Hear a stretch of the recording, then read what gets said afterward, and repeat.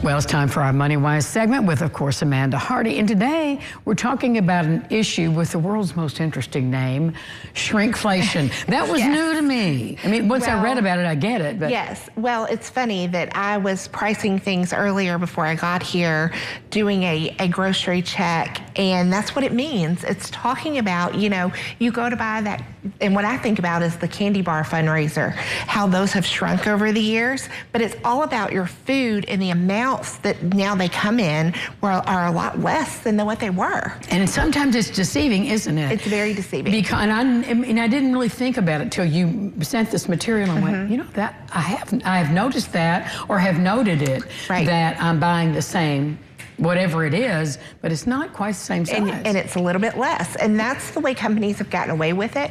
They can shrink it, keep it somewhat the same cost, or even up the cost where people can't tell. So looking at that unit cost and comparing really does matter. And that's what she's talking about, this unit. And I wouldn't have thought about that in a million years. So give us an example of what we're looking at. So you might look, one of the examples in our newsletter talks about bacon. And you might look at the cost and it might say 15 ounces compared to 12 ounces. And the cost might be a little bit more for the 15 ounces versus the 12 ounces. But you, if you look at the unit cost, it's not changed a whole lot in cost, so you would be better off to buy the 15 ounces. Because you're getting more value for your money. So a lot of times, getting more of something costs less, actually, in the long run than getting the exact amount that you want. But one thing that I have found is, just for instance, looking up a bag of frozen vegetables, you need 14 ounces or 12 ounces, say. Well, now the bags are 10 ounces.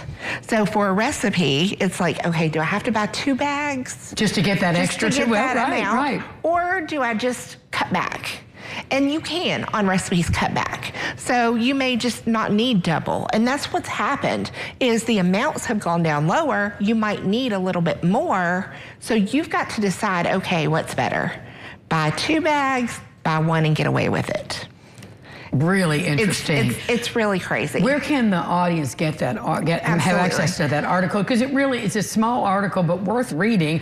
I spent the whole time going, but it's so true. It is so interesting. True. Yeah, on our MoneyWise website. So it's basically you can Google UK Cooperative Extension and type in MoneyWise, and it will pop right up. It's the March newsletter, and then again, we also at the end of that newsletter, it talks about you know, picking the times that you go to the grocery store, looking at the ads again, because a lot of times we're not getting those coupons, or the stores are not taking coupons, but look at the ads, because a lot of times that will make a difference. Shopping in season, you know, that makes a huge difference as well. And I see that they found the MoneyWise on the screen. Right there. And you can go back and look at all kinds of things, but this one in particular really struck me because grocery shopping, looking at recipes, looking at things that you need have definitely changed in those values.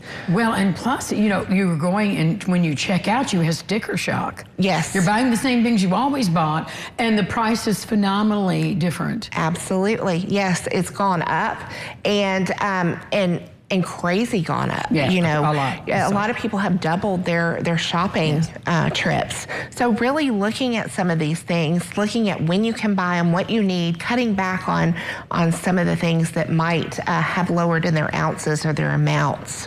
Makes sense. Get that article. You'll be really educated when you're done about shrinkflation. Thank you, Amanda. Thank you. We'll be back with more lifestyles right after this. Stay with us.